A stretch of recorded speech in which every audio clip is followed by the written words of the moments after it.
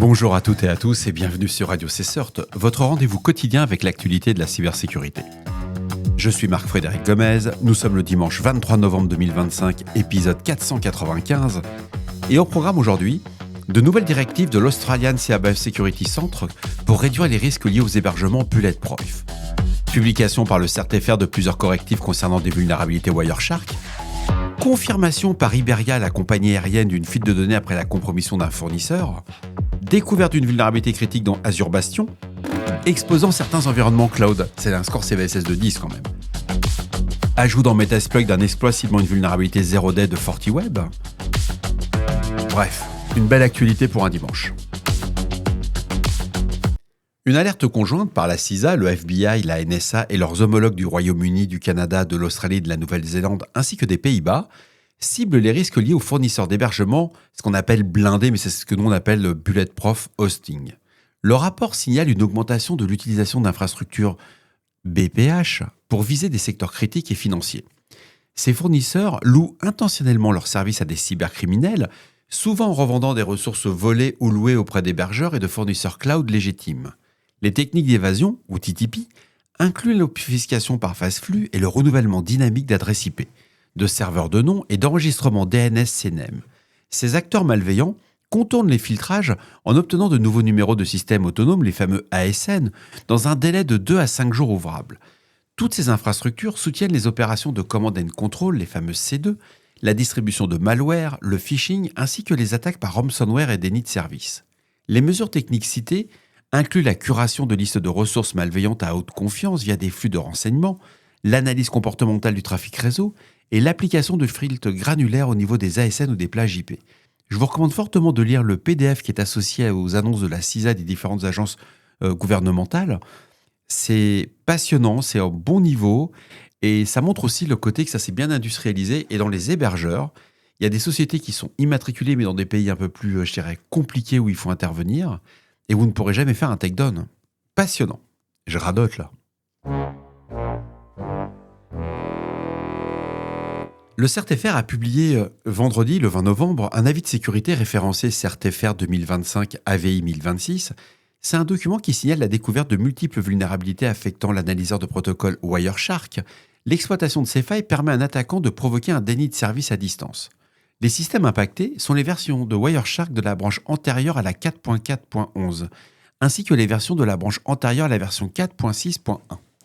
L'avis s'appuie sur des bulletins de sécurité de l'éditeur, les fameux WNPA-SEC 2025-05 et 06.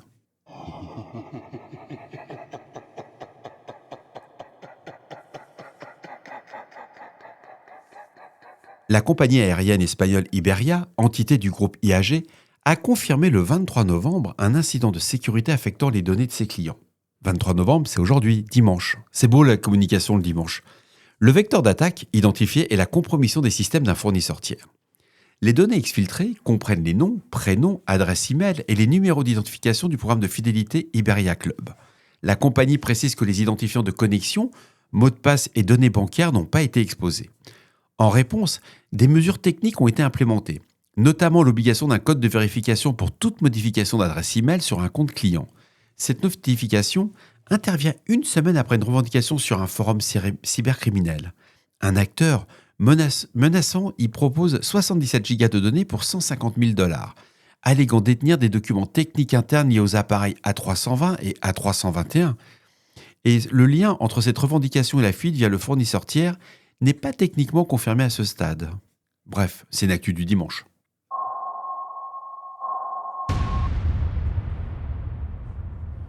Une vulnérabilité critique affecte Microsoft Azure Bastion. Elle a été identifiée sous la CVE 2025 49752. Elle a un score CVSS de 10.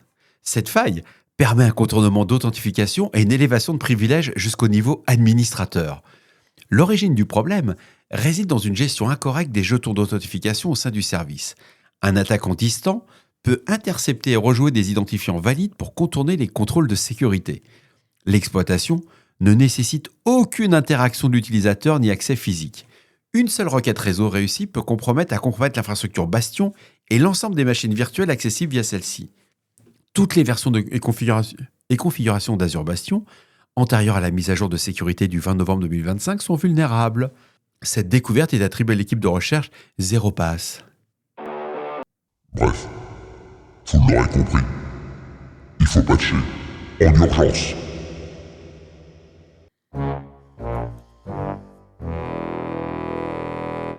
Le framework Metasploit de Rapid7 intègre désormais un module d'exploitation critique ciblant les pare-feux d'applications web FortiWeb de Fortinet. C'est une mise à jour qui a été fusionnée le 21 novembre 2025 par le contributeur SFEWER-R7 qui permet de tester la résilience des réseaux face à une chaîne d'attaques complexe. Ce module combine deux vulnérabilités distinctes pour offrir une prise de contrôle totale. La première, c'est la CVE 2025-64446. C'est une faille de contournement d'authentification qui force le système à créer un compte administrateur sans aucune autorisation. L'outil génère automatiquement un nom d'utilisateur et un mot de passe aléatoire. Deuxième, c'est une fois connecté, le module va exploiter la CVE 2025-58034, une injection de commande au niveau du système d'exploitation. Cette particularité technique a été notée. Le noyau de FortiWeb bloque l'exécution de fichiers binaires classiques dans des répertoires temporaires. Et pour contourner cette protection, l'exploit va utiliser des payloads du type command, écrits en Bash, Python ou OpenSSL, qui s'exécutent directement en mémoire. Bon, OpenSSL n'est pas un langage, c'est un protocole. C'est rigolo comment que les journalistes y traduisent ça dans leur papier. Les équipes de sécurité doivent surveiller les créations de comptes inhabituels et appliquer les correctifs immédiats pour ces deux CVE. Je vous l'ai mis juste en plus, on est dimanche. Si vous utilisez Metasploit pour tester vos systèmes, c'est plutôt pas mal. C'est un petit connecteur, c'est fait. Il n'y a pas besoin de beaucoup de jus de cerveau. Le stagiaire pourra vous dire si vos FortiWeb sont durcis ou pas. Et nous arrivons à la fin de cet épisode. Et voilà, cet épisode se termine. J'espère qu'il vous apportera des informations claires et utiles. Il est 23h30, c'est un peu la misère. N'hésitez pas à me faire vos retours sur le répondeur de Radio Cessort au 07 68 72 20 09. Et pour les plus timides, par email sur radiocessort@gmail.com. D'ici là, on ne réfléchit pas, on patch. On se retrouve demain pour ce nouvel épisode comme promis. Et je vous embrasse très fort. Et faites attention sur la route, il y a du verglas. Du moins quand vous êtes dans le centre de la France, vous partez sous la pluie. J'ai roulé sous une pluie verglaçante, c'était l'horreur. Mais je vous rassure, je suis encore vivant. Juste un peu transpiré.